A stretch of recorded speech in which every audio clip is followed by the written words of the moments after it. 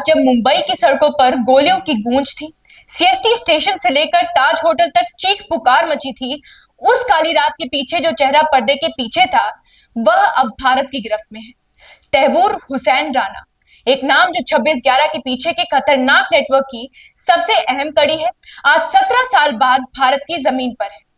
NIA की गिरफ्त में है और उससे पूछताछ की सबसे बड़ी पड़ताल शुरू हो चुकी है। अमेरिका से लंबी कानूनी लड़ाई लड़ने के बाद जब 4 अप्रैल को सुप्रीम कोर्ट से उसकी आखिरी याचिका भी खारिज की, तो ये तय हो गया था कि अब राणा बच नहीं पाएगा। 10 अप्रैल को कैलिफोर्निया के सेंट्रल डिस्ट्रिक्ट में अमेरिकी मार्शलों ने उसे भारत के अधिकारियों को सौंपा। उसी दिन शाम को एक विशेष विमान से वह भारत लाया गया। दिल्ली के पालम एयरपोर्ट पर मेडिकल चेकअप हुआ और फिर सीधा एनआईए मुख्यालय, जहां ग्राउंड फ्लोर पर 14x14 फीट की हाई सिक्योरिटी सेल उसका नया ठिकाना बनी। अब 18 दिन तक एनआईए की टीम, जिसकी अगुवाई डीआईजी जया रॉय कर रही है, राणा से वो सारे जवाब खंगालेंगी जो अब तक एक मिस्ट्री थे। उसकी लोकेशन, हेडली से रिश्ता, लश्कर और आईएसआई से ताल्लुक, साजिश की रूपरेखा और उस फंडिंग नेटवर्क की हर परत जो भारत में खून बहाने के लिए बनाई गई थी। इस कानूनी लड़ाई की असली रणनीतिकार है वरिष्ठ अधिवक्ता दयान कृष्णन, वही वकील जिन्होंने 2010 में हेडली से शिकागो में पूछताछ की थी और 2014 से राणा के प्रत्यार्पण केस की अगुवाई कर रहे हैं।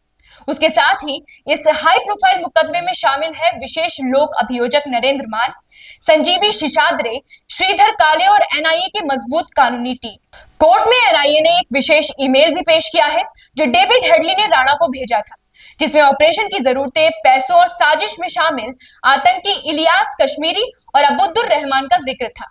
कोर्ट ने एनआईए के दलीलों पर सहमति जताते हुए 18 दिन की कस्टडी मंजूर कर दी है। सफेद दाढ़ी, भूरे लबादे और काले चश्मे में राणा की जो पहली तस्वीर सामने आई है, वो इस बात की गवाह देती है कि भले ही साल बदल गए, चेहरे बूढ़े हो गए, लेकिन 26/11 के जख्म आज भी जिंदा है और अब वो उन जख्मों को भरने की कोशिश का एक नया अध्याय शुरू हो रहा है।